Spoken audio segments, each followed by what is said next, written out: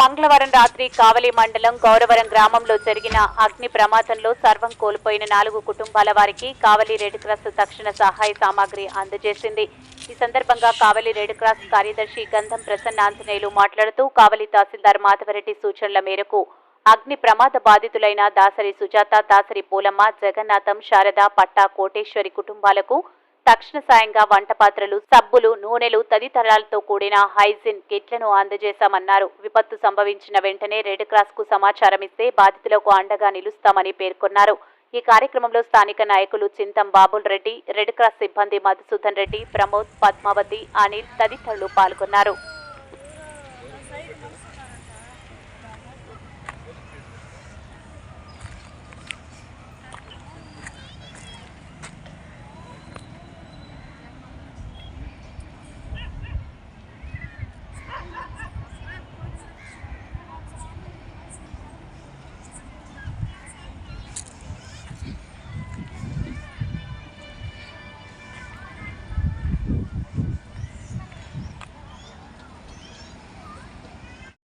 Fan, మంచాలు మొత్తం ఏమీ లేకుండా పోయినాయి. రేళ్ళ ఇంట్లో డబ్బులు ఉన్నాయి.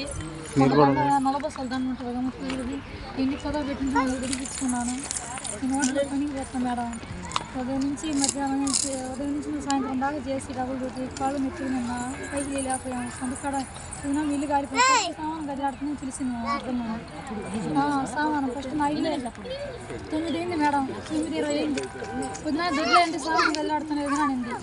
అని ఏందైనా ఇల్లుకి నేను కలిపెడితే లేక ప్రాణం సరిలా కొడుకున్నాను. ఆ పిల్ల కొనుక్కొని దేవుడు బయటకు వచ్చాడు. ఏదైనా నేను కాలిపోతున్నాను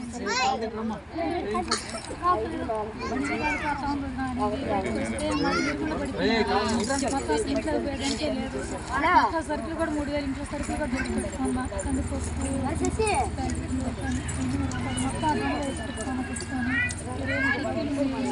మొత్తం 50